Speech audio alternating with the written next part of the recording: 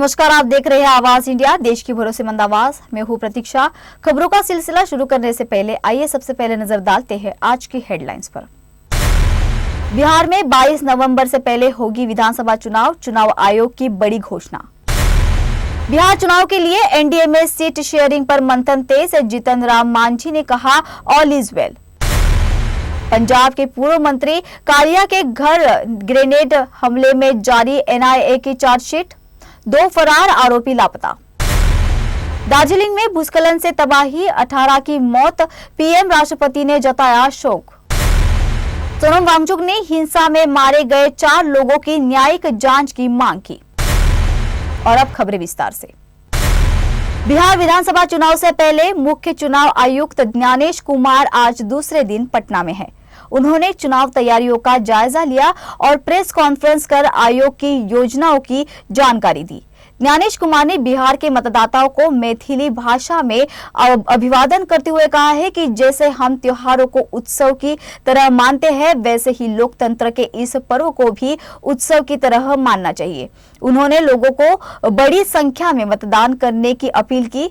CEC ने बताया है कि बिहार के 217 बूथ लेवल ऑफिसर ने ऐसा काम किया है जो पूरे देश के लिए मिसाल है। उन्होंने कहा है कि जैसे वैशाली ने दुनिया को गणतंत्र का रास्ता दिखाया था, वैसे ही बिहार के बीएलओ लोकतंत्र को और मजबूत बनाएंगे। चुनाव आयोग के मुताबिक बिहार की 243 विधानसभा सीटों का कार्यकाल 22 नवंबर को समाप्त हो रहा है, इसलिए उससे पहले चुनाव संपन्न करा लिए जाएंगे। आयोग ने सभी राजनीतिक दलों और जिम्मेदारी अधिकारियों के साथ बैठक कर ली और इस बार बिहार से कई नवाचारों की शुरुआत होने जा रही है। हर पोलिंग बूथ पर मोबाइल जमा करने की सुविधा होगी। मतदाता स्लिप पर बूथ नंबर बड़े अक्षरों में लिखा होगा। ईवीएम पर प्रत्याशियों की रंगीन फोटो होगी और हर मतदान केंद्र पर 100% वेबकास्टिंग की व्यवस्था रहेगी। आयोग ने यह भी स्पष्ट किया है कि आधार नागरिकता का प्रमाण नहीं है। मतदान का अधिकार केवल भारतीय नागरिक को ही है। वहीं जिन लोगों के नाम वोटर लिस्ट से कट गए हैं, वे अब भी जिला अधिकारी से अपील कर सकते हैं। सीईसी ने राजनीतिक दलों से अपने एजेंट तय करने की अपील की और कहा है कि आयोग मतदाता सूची को शुद्ध और पारदर्शी बनाने के लिए पूरी तरह प्रतिबद्ध है। कुल मिलाकर बिहार तैयार है लोकतंत्र के महापर्व के लिए और चुनाव आयोग कह रहा है कि अब की बार उत्सव के साथ करे मतदान। बिहार में विधानसभा चुनाव की तैयारियां जोरों शोरों से है और एनडीए में सीट शेयरिंग को लेकर मंथन तेज हो गया है। रविवार को बीजेपी के चुनाव प्रभारी धर्मेंद्र प्रधान, उप मुख्यमंत्री सम्राट चौधरी और बिहार प्रभारी विनोद तावड़े एचएएम पार्टी के प्रमुख जीतन राम मांझी से उनके आवास पर मिले। यह बैठक बंद कमरे में हुई। बैठक का मुख्य एजेंडा था सीटों का बंटवारा। खबर है कि जीतन राम मांझी इस बार 15 से 20 सीटों की मांग कर रहे हैं, लेकिन एनडीए उन्हें 7 से 10 सीटें ही देना चाहता है। गौरतलब है कि साल 2020 के चुनाव में मांझी की पार्टी हमने केवल 7 सीटों पर चुनाव लड़ा था। बैठक के बाद मीडिया से बातचीत में मांझी ने कहा कि सीट बंटवारे को लेकर चर्चा हुई और जल्द ही इसका फाइनल फैसला आ जाएगा। उन्होंने साफ कर दिया है कि एनडीए में सब कुछ ऑल इज वेल है और बिहार का चुनाव पूरी तरह से फेयर होगा। विशेषज्ञ मानते हैं कि एनडीए में सीट बंटवारे को लेकर समन्वय रखना आसान नहीं है, क्योंकि हर दल अपना वोट बैंक मजबूत करना चाहता है। फिलहाल सीट शेयरिंग का कोई फाइनल फॉर्मूला सामने नहीं आया है, लेकिन राजनीतिक गतिविधियां लगातार तेज हो रही है। बिहार में चुनाव का माहौल गर्म है और एनडीए हर मोर्चे पर तैयारियां कर रही है। राष्ट्रीय जांच एजेंसी ने पंजाब के पूर्व मंत्री मनोरंजन कालिया के घर पर हुए ग्रेनेड हमले में बड़ा कदम उठाया है। एनआईए ने ऐसे मामले में चार्जशीट दाखिल कर दी है। चार्जशीट में कुल 4 लोगों को आरोपी बनाया गया है। इसमें से सैदुल अमीन और अभिजोत जांगड़ा को गिरफ्तार कर लिया गया है। वहीं कुलबीर सिंह सिद्धू और मनीष उर्फ काका राणा अभी भी फरार है। यह मामला 7 अप्रैल की रात को जालंधर में हुआ था।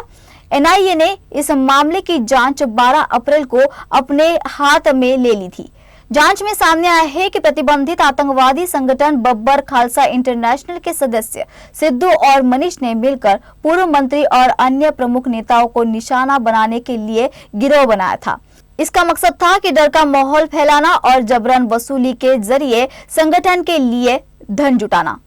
एनआईए के मुताबिक मनीष ने अमीन को भर्ती किया, जबकि अमीन ने ग्रेनेड फेंका।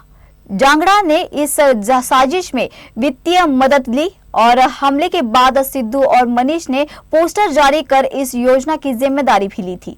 सिद्धू के खिलाफ रेड कॉर्नर नोटिस जारी किया गया था और उसकी गिरफ्तारी पर 10 लाख रुपए का इनाम रखा गया था। एजेंसी फरार आरोपियों की तलाश और बीकेआई के अन्य सक्रिय सदस्यों की पहचान के प्रयास तेज कर रही है। उत्तर बंगाल के दार्जिलिंग और आसपास के क्षेत्रों में लगातार हो रही भारी बारिश ने जनजीवन पूरी तरह अस्त व्यस्त कर दिया है। भूस्खलन और पुल टूटने की घटनाओं में अब तक 18 लोगों की मौत हो चुकी है, जबकि 2 लोग लापता है।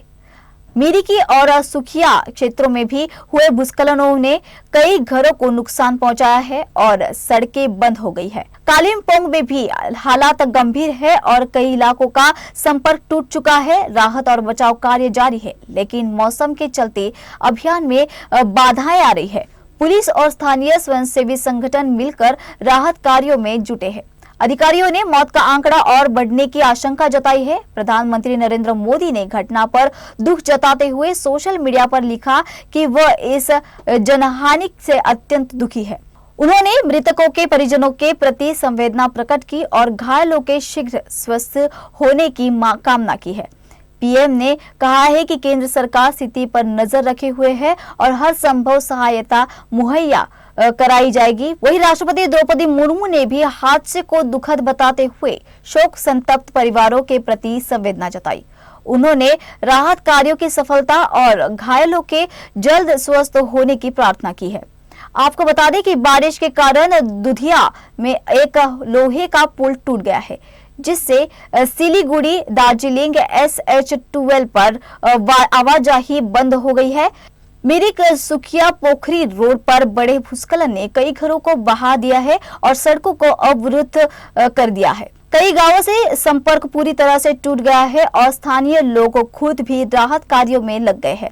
लगातार बारिश से स्थिति बिगड़ती जा रही है। प्रशासन अलर्ट पर है और स्थिति पर लगातार नजर बनाए हुए है। लद्दाख हिंसा के बाद जोधपुर सेंट्रल जेल में बंद पर्यावरण कार्यकर्ता सोनम वांगचुक ने लेह विरोध प्रदर्शन में मारे गए 4 लोगों की स्वतंत्र न्यायिक जांच की मांग की है। उन्होंने कहा है कि जब तक यह जांच नहीं होती वह जेल में ही रहना पसंद करेंगे। वांगचुक को 26 सितंबर को लद्दाख में हुए प्रदर्शन के 2 दिन बाद राष्ट्रीय सुरक्षा कानून के तहत गिरफ्तार किया गया था। यह प्रदर्शन लद्दाख को राज्य का दर्जा और 6ठी अनुसूची में शामिल किए जाने की मांग को लेकर हुआ था। इस दौरान 4 लोगों की मौत और करीब 90 लोग घायल हुए थे। उनके भाई कोत्सेतन दोरजे और वकील मुस्तफा हाजी ने 4 अक्टूबर को जेल में उनसे मुलाकात की। सोनम वांगचुक ने अपने संदेश में कहा है कि वो शारीरिक और मानसिक रूप से पूरी तरह स्वस्थ है और लोगों को चिंता की और प्रार्थनाओं के लिए आभारी है। उन्होंने लद्दाख के हित में कार्य कर रहे कारगिल डेमोक्रेटिक अलायंस और जनता के साथ एकजुटता जताई। उन्होंने अपील की कि लोग शांति और एकता बनाए रखें और गांधीवादी तरीके से अपना संघर्ष जारी रखें। इस बीच उनकी गिरफ्तारी को चुनौती देने वाली पत्नी गीतांजलि अंगमो की याचिका पर सुप्रीम कोर्ट सोमवार को सुनवाई करेगा।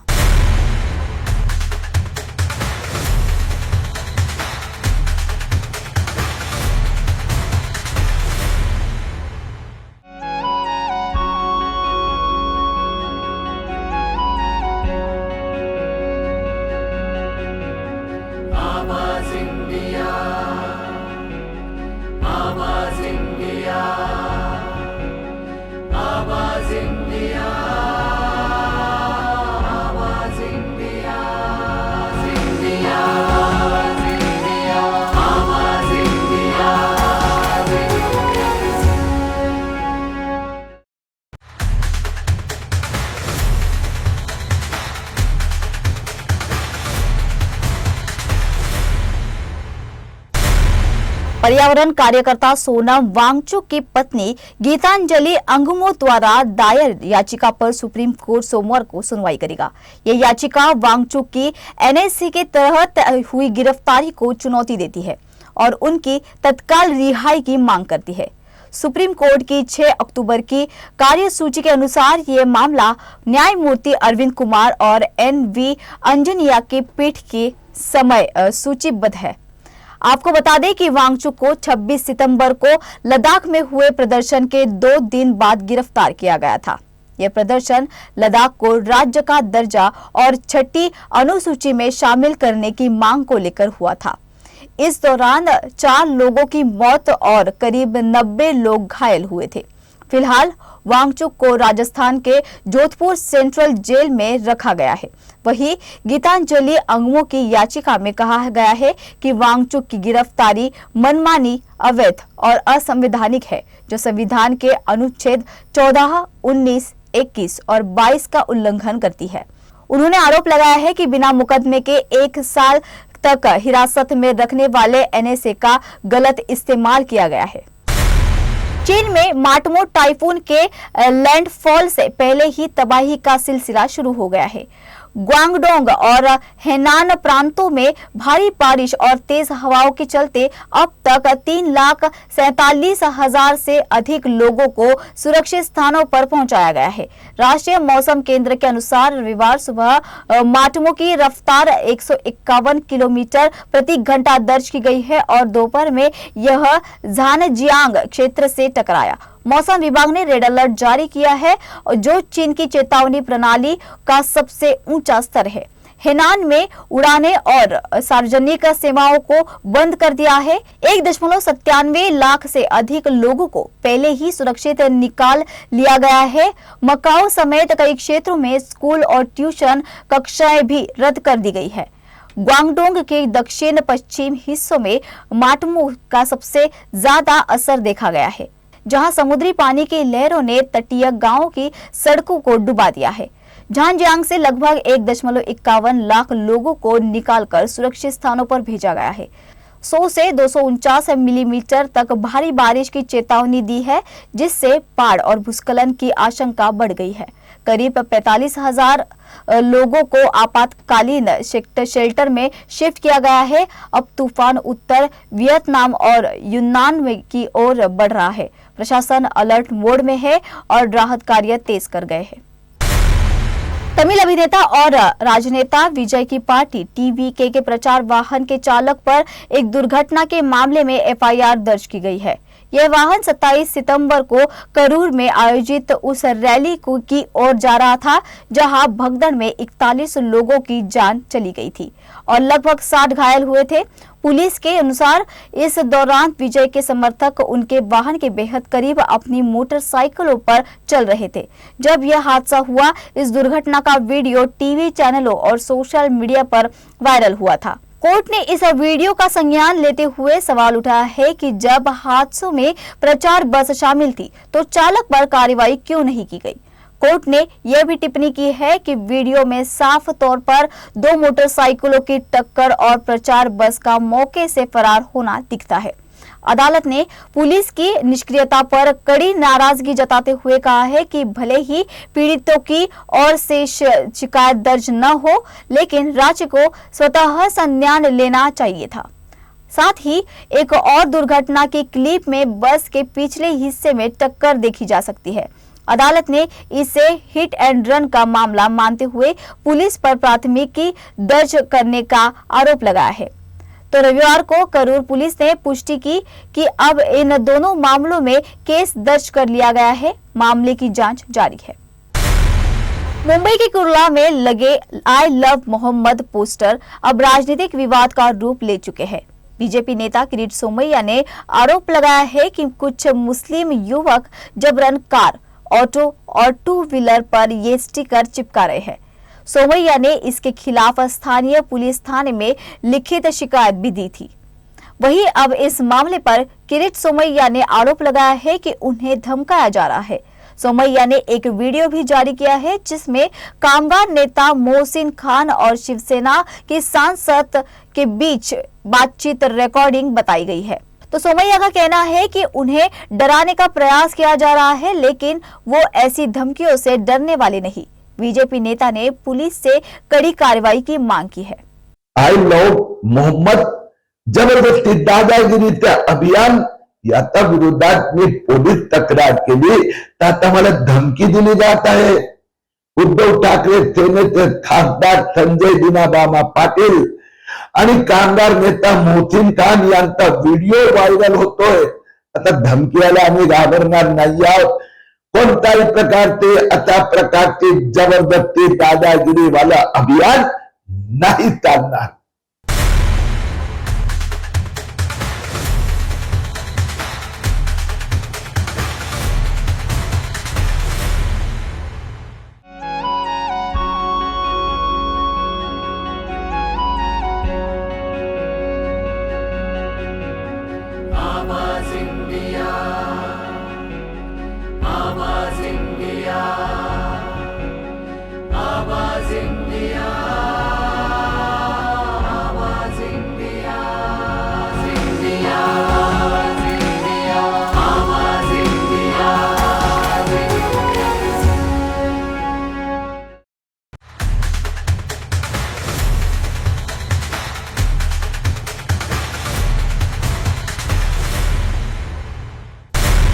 कोलंबो से एक बड़ी खबर सामने आई है। भारत और पाकिस्तान के बीच महिला वनडे वर्ल्ड कप 2025 का मुकाबला कोलंबो के आर प्रेमदासा स्टेडियम में खेला जा रहा है, लेकिन टॉस के समय जो कुछ हुआ उसने सबका ध्यान खींच लिया।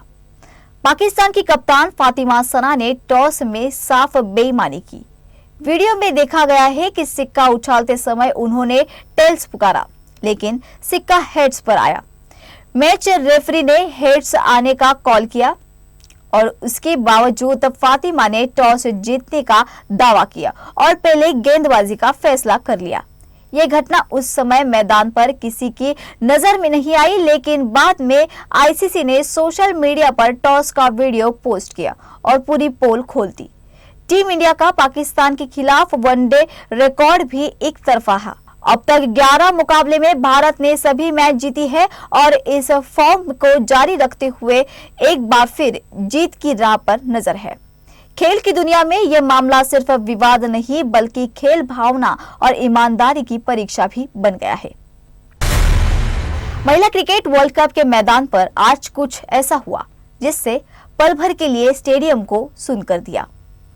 टॉस के वक्त जब भारत की कप्तान हरमनप्रीत कौर और पाकिस्तान की कप्तान फातिमा सना आमने सामने आई तो सबसे उम्मीद थी कि दोनों हाथ मिलाकर खेल भावना की मिसाल पेश करेंगी, लेकिन नहीं। हरमनप्रीत ने टॉस जीता पर हाथ नहीं बढ़ाया।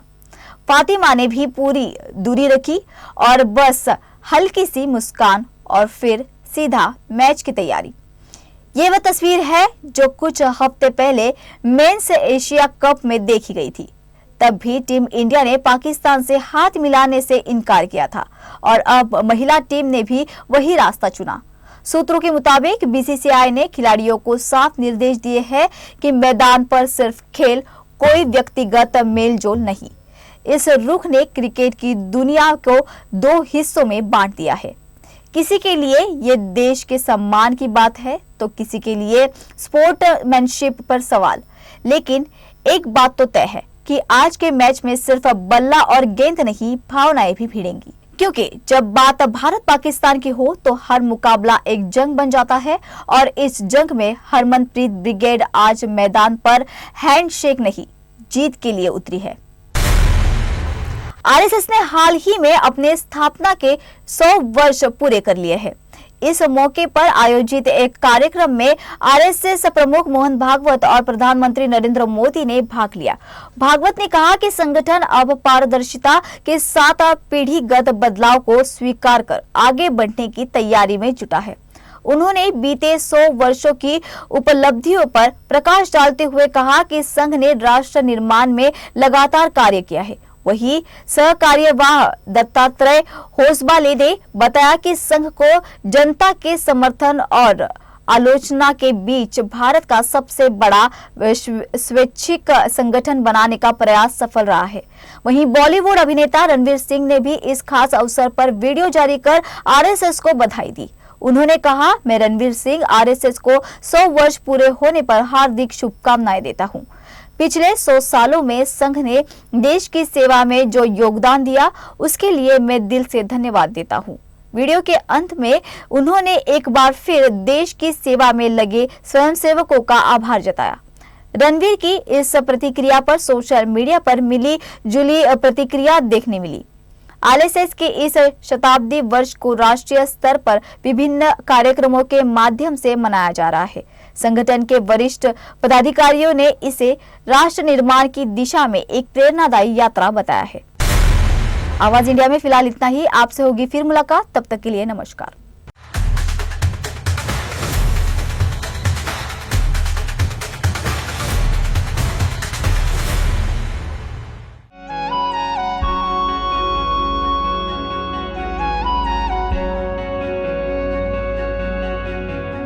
आवाज इंडिया।